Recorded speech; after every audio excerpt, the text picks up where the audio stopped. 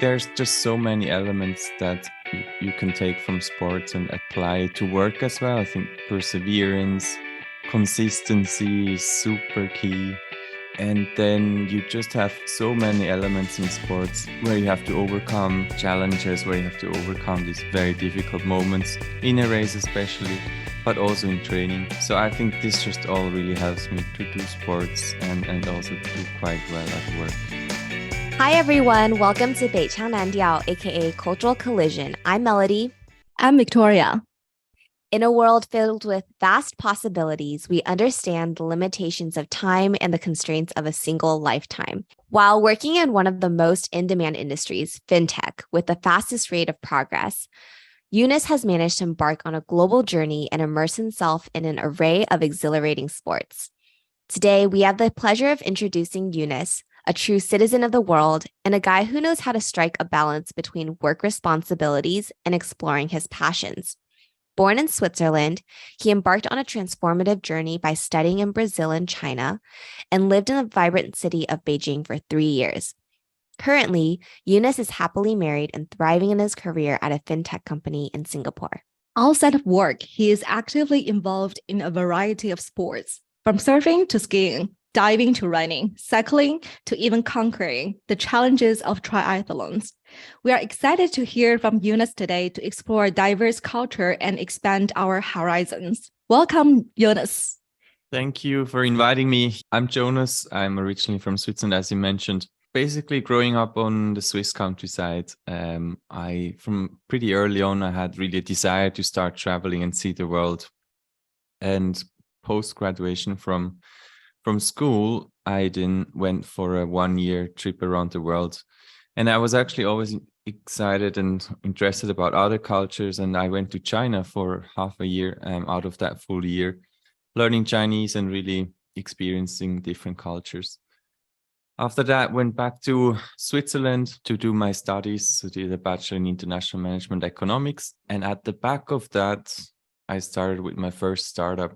That was more in the IoT space. Actually, I did that for 5 years. We raised some money, did well for some time, didn't do well for for some time. So we closed that again.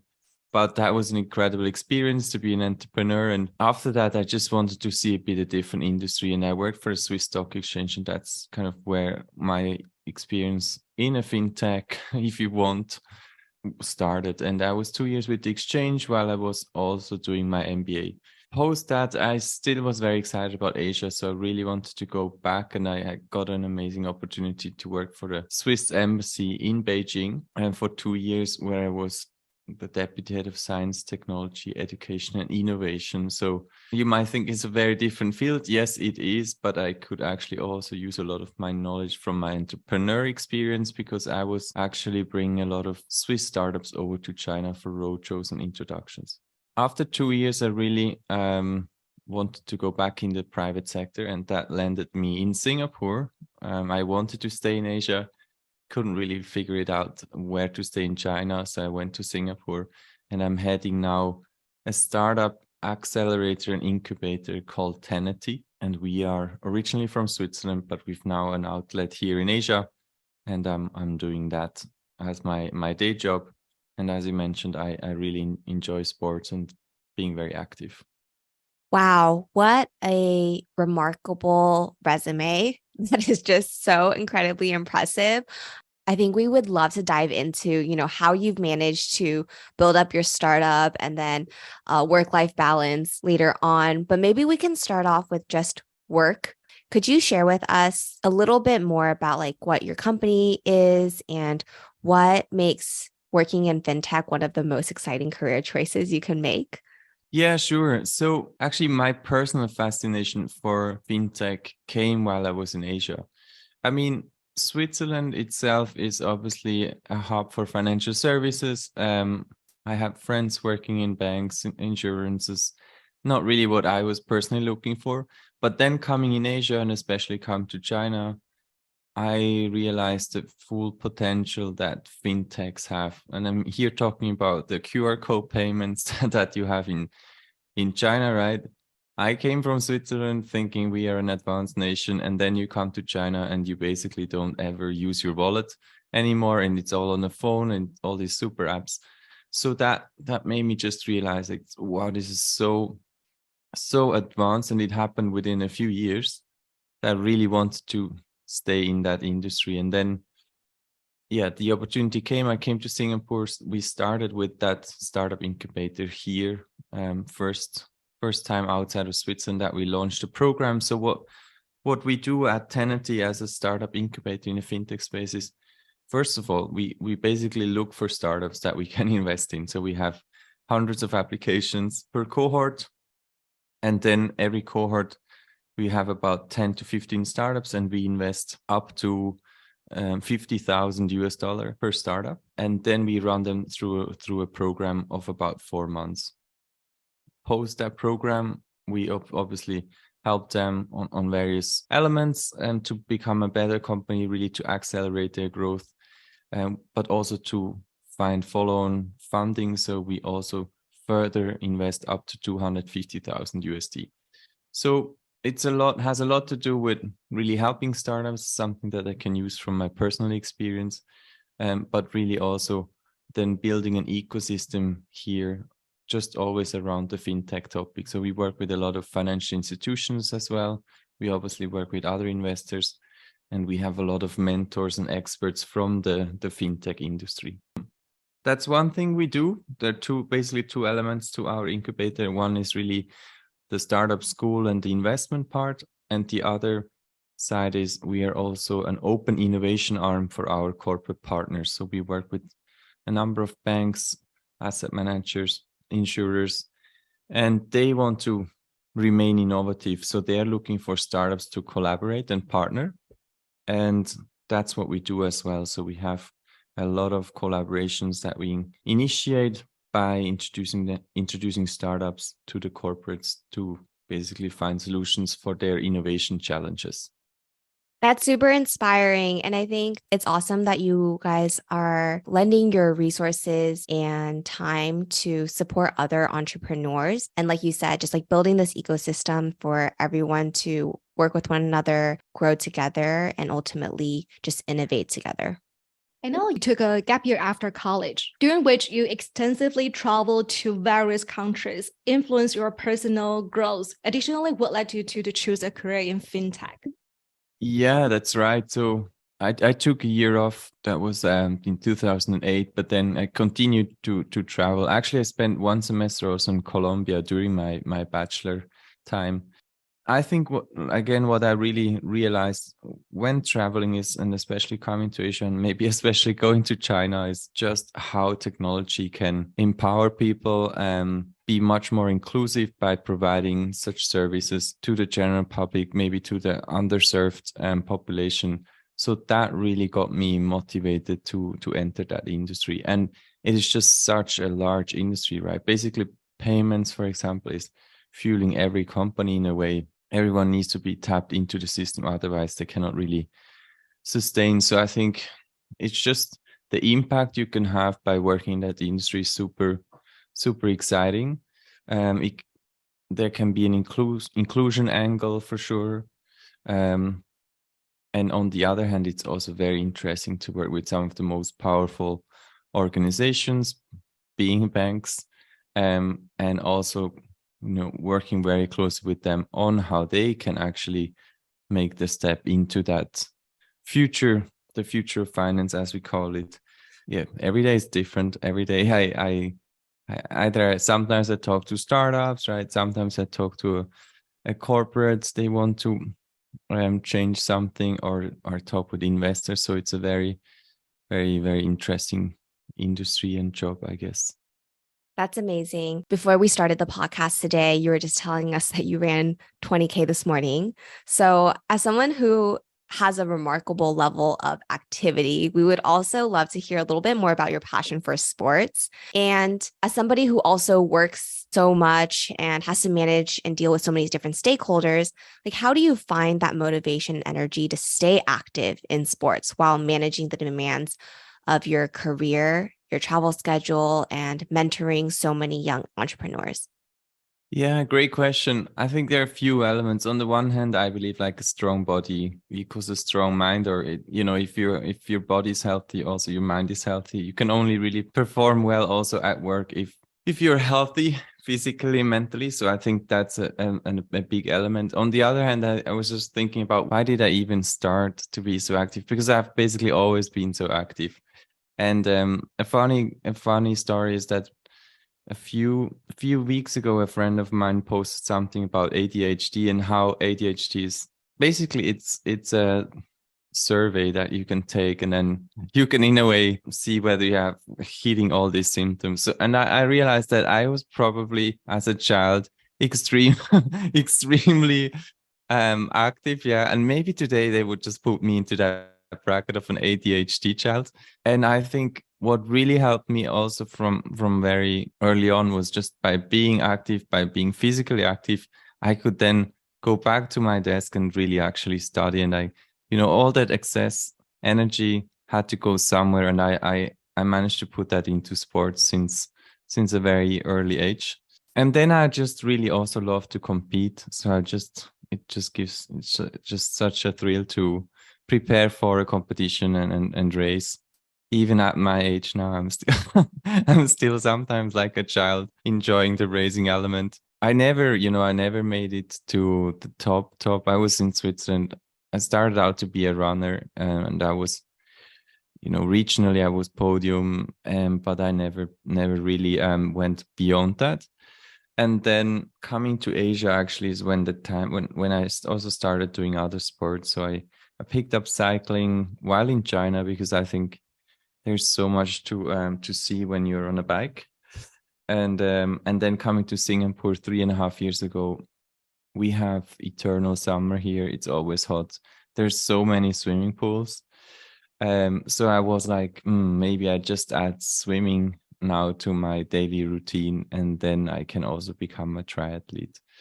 So yeah, that's what I'm doing now. Is I did a full Ironman last year. I'm gonna do another one in October. Yeah, it takes just a lot of training, a lot of grinding, I'd say, which I enjoy. Yeah, I think there's just so many elements that you can take from sports and apply it to work as well. I think perseverance, consistency is super key. And then you just have so many elements in sports where you have to overcome challenges, where you have to overcome these very difficult moments in a race, especially, but also in training. So I think this just all really helps me to do sports and also do quite well at work. I remember the conversation I had with my roommates. I was asking her, is like, what's your plan for the weekend? And she was like, I spend all the weekday at work and I just need to relax and lie down in my bed, right? And then this morning I was talking to Cassie and Jonas, who were like, oh, we run 20K. And then, like I remember a couple of weeks ago, I came to their home and Jonas just traveled back from Korea after like 6 hours flight. And once he arrived at home, he went out and go biking, go cycling. Yeah, I think that's like amazing, like how he's into like activities, like into all different kinds of sports. Also, like let's go back talking about the workspace. So having had the opportunity to work in various countries, we're eager to learn about your professional journey and the diversity of work styles you have encountered. So can you share with us where you have worked and shed some light on the distinctive work, cultures, and practice you observed in each of those places? I've worked in Switzerland, in China, and in Singapore. I also spent half a year in South America, in Colombia. And then, of course, with our customers, we work actually, even for my startup, we worked quite internationally. And now also we have customers and startups that we work with from across the APAC region, actually, that join our program. I mean, I think, yeah, there are definitely differences. I think what's really important is you are open-minded, that you just really try to understand the other side. Also try to understand why are they doing it like this? I mean, for me, it was always super important to first try to understand how are things run in this place. compared to what I am used to. And then just really at the beginning, really understand, learn, see the differences. And then of course you can also question sometimes, why would you do it like that? Couldn't we do it like this? If there's a reason behind it, then that's okay. But I think you really want to be open-minded. You want to observe at the beginning, and then you can also try to influence how things are done. Yeah, just kind of like being a sponge wherever you are and absorbing all of that information. Just kind of like entering any new space with a curious mind. And I think I definitely agree with you. I think one of the most impressive things about China is the fact that everything is digital. China is so powerful. Like they were able to become a leader in the tech industry in just a matter of years. And yeah, I think the QR code, like WeChat, is one of the most powerful apps out there. Hopefully, the rest of the world kind of gets on board on that as well, because it's so easy to just use one app for literally everything, rather than tapping into a lot of different apps. But at the same time, it's also a good opportunity for like other entrepreneurs to come up with new ideas by coming up with their own apps if everything doesn't need to be kind of like integrated into the main powerful app. Yeah.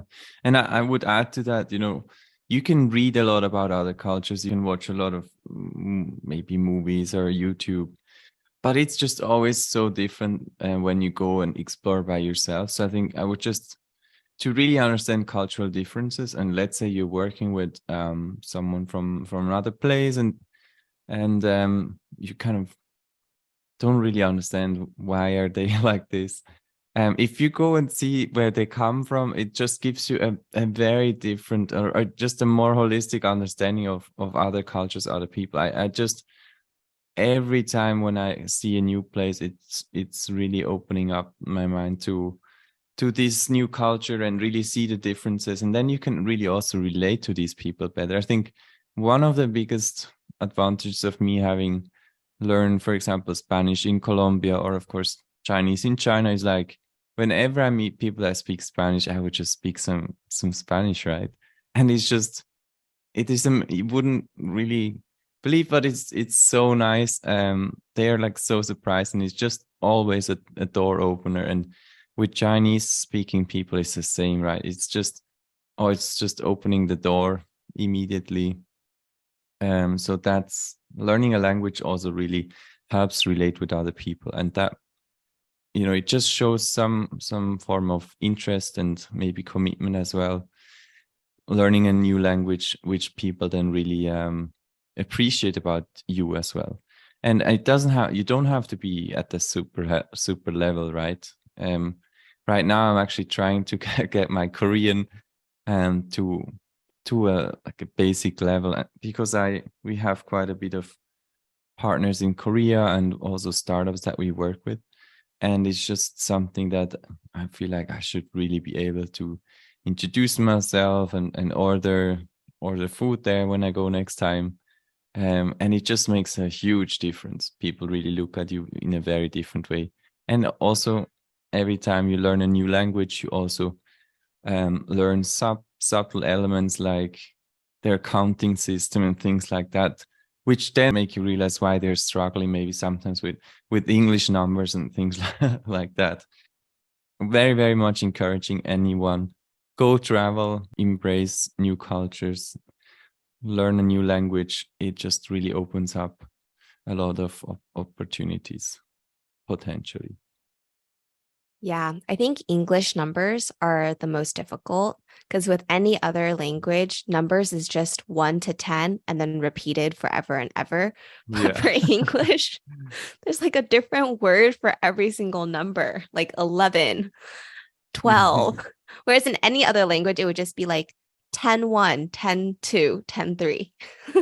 So I definitely agree with Jonas. Is like learning a different language makes you easy to blend in and talk to people, local people, especially in China. Because even though in the big cities in China, most people speak English, but still, if you can speak Chinese, I think the conversation you got with the local people will be in a different level. Yeah, but I can even tell you, let's say you are we were at some point working with Chinese suppliers, and these are not the biggest suppliers. These are like kind of SME suppliers, and you would go and visit them, and we had a great time. We could speak Chinese, and then also their staff got to know us, and I would speak Chinese with them, and you would be surprised, like they have a lot of orders, and sometimes we had these small orders with, we needed some specifications, which obviously made it a bit a headache for the supplier. But they would do it, and they would, or let's say that it was before Chinese New Year, they had to really get in all the orders before they closed the factory. They would do our order. And I'm not saying it was because I spoke Chinese, but I'm pretty sure they liked us, and we made an effort. So they made an effort back. So you would just be surprised. It's all, at the end of the day, it's all about humans, right? It's human to human interactions, and humans do make the decisions at the end. So yeah, I think that these have been really nice and great learnings for me. And just be nice to people, try to understand them, and try to blend in, and you'll do really much better, I'd say. So let's bring us back to sports. How has your involvement in sports influenced your mindset, work ethic, and ability to overcome various challenges in your work? Maybe just to even zoom out a little bit more, I was quite fortunate. I spent almost 3 months in Africa. I was running with Ethiopian runners, and they are some of the best, right? They always score really well running. So I got to live with them as well. I got to eat with them. I got to have coffee with them, train with them. And it was really fascinating. I learned a lot from how the professionals are training and how much work they put into the training, yes. But what I really also learned is how dedicated they're about recovery, and especially sleep. We slept so much when I was there because the only way to really recover in altitude is sleep as much as you can. So we really put a lot of emphasis on sleep and recovery. And to me, sleep is one of the, probably number one to me. Actually, no matter how hard you train, if you don't put in enough effort, in a sense, into the sleep, if you don't sleep enough, it's basically all for nothing, because you will not recover from your yesterday's training, and you just kind of deteriorate. So, and then also sleep is so important for your mental health. I think people really underestimate how powerful sleep can be, and I learned this the last few years. So for me, number one is sleep, for physical but also mental recovery. You really need to set yourself, of course, big goals. And then I have a coach. I usually always work with a coach, and you need to have a plan, because it's not something you can just swing, right? You really need to put in the work, and you need to have a plan, which is like about 12 to 16 week if you're preparing for a big race. I mean, the training itself is really tough. And I think one element that I learned over the time is like, how do you break up a long distance race, for example?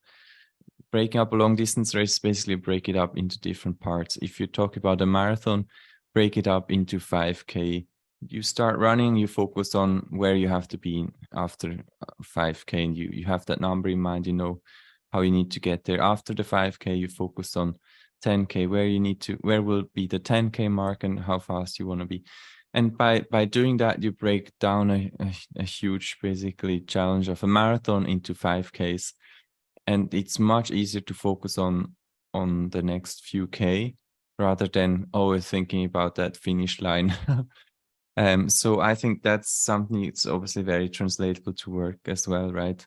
If you start the year, you have big goals, let's say you need to bring in 2 million of new revenue.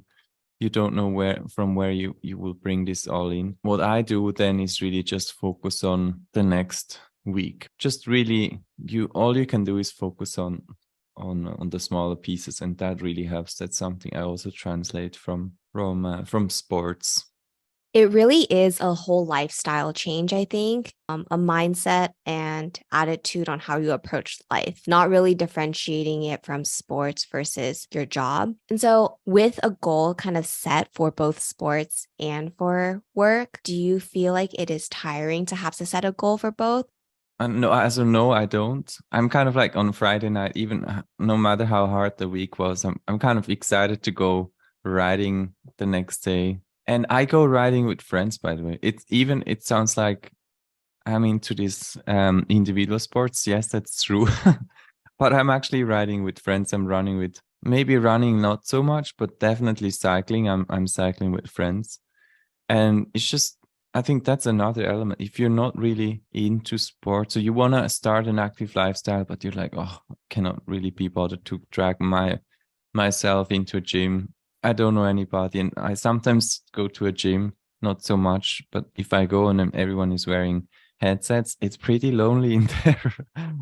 So I would just encourage you, like, join a group class, right? And just make it really fun. And I mean, to me, cycling is fun, right? I know that it's not fun for everyone, and that's fair enough. I don't want to pursue people to do what I do, but I can just tell you, like, if you make it fun, you really get to know a great community, and that's what I really enjoy as well.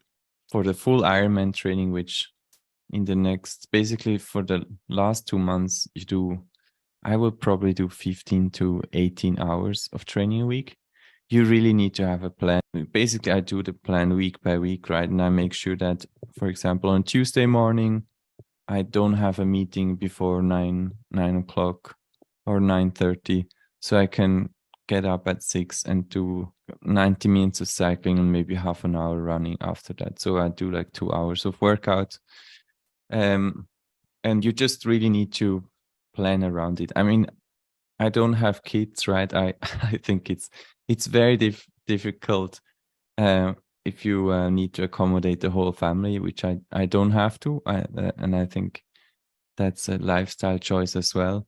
Which I remember we had a conversation about like what motivates you in the morning. Remember, and Melody, you share a story is going to the gym, exercise. Actually, this can motivate me to get up in the morning, which is from a YouTuber. I think that's really like motivate or just inspired me, and also with Jonas' story as well, right? So it's really important to find your passion at, and then make a plan, like what he just mentioned about sharing small goals. Like we celebrate small goals and separate a giant goal into like small steps and celebrate each milestone, which is also very important during work and also in the sports as well. I would just want to add one element also for those that haven't read yet, the book called Atomic Habits.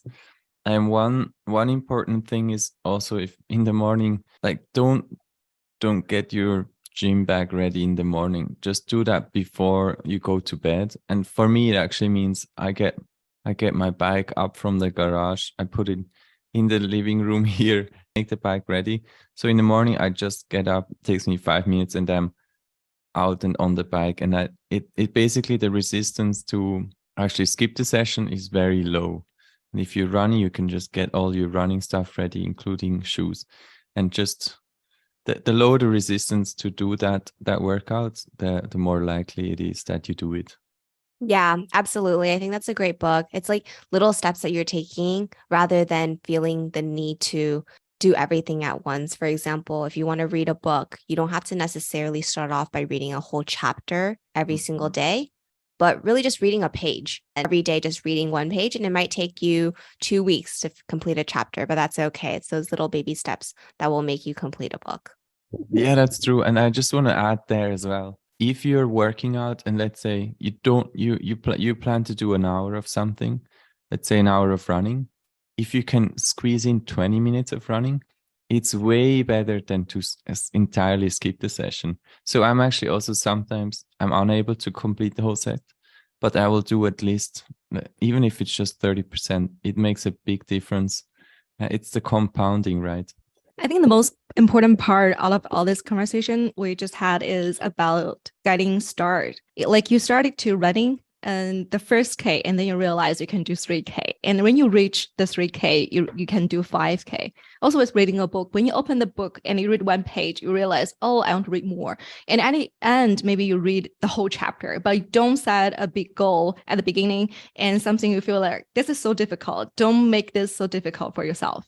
So coming to our last 3 questions for Jonas. So we have some questions for you. The first one is, what advice would you give to individuals aspiring to get into or excel in the fintech industry? There are so many different ways to get involved into fintech. And also, by the way, fintech is very broad, right? It's from investment management solutions to payments to regulatory technology. There's a lot for everyone, really. So I would just really encourage, if you're not yet in the industry, I would encourage you to, really read up on the latest topic in the blockchain space, in the fintech space, in the insurtech space. There are so many meetups that you can join, meet like-minded people. I think really, again, it's about a community coming together. If you're in Singapore, it's really the hub, for example, for fintech. So big community, a lot of people. Go there, meet them, learn about what they do and how you could eventually enter it.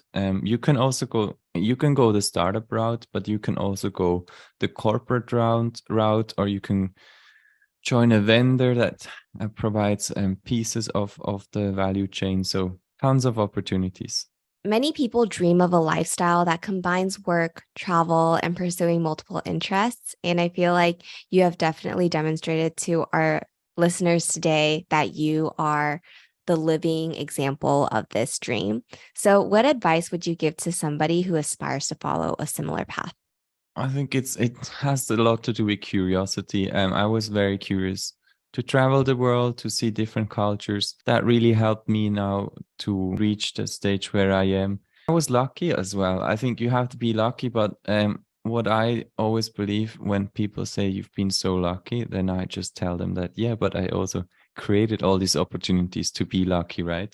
So if you're dreaming about a life like this in your bedroom, that's nice, but you will not really create any opportunities to potentially fulfill your dream. So really go out there, be active, create opportunities, strike a conversation. That's really, I think, key to how you can also have a lifestyle like that.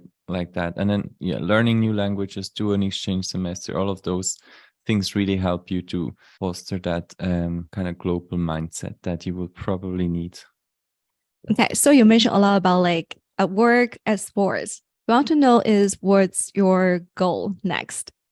In terms of work, we just launched a new fund, which we start to deploy, meaning we are investing into these startups. So we really want to do an amazing job there. I really hope we get that unicorn out of those investments. Really would love to see those successes and really be recognized as the top fintech incubator in the world to be partnering with. On the sports front, I have the full Ironman coming up in Malaysia, and actually I'm trying to qualify for the World Championships, which will happen in Kona next year in Hawaii.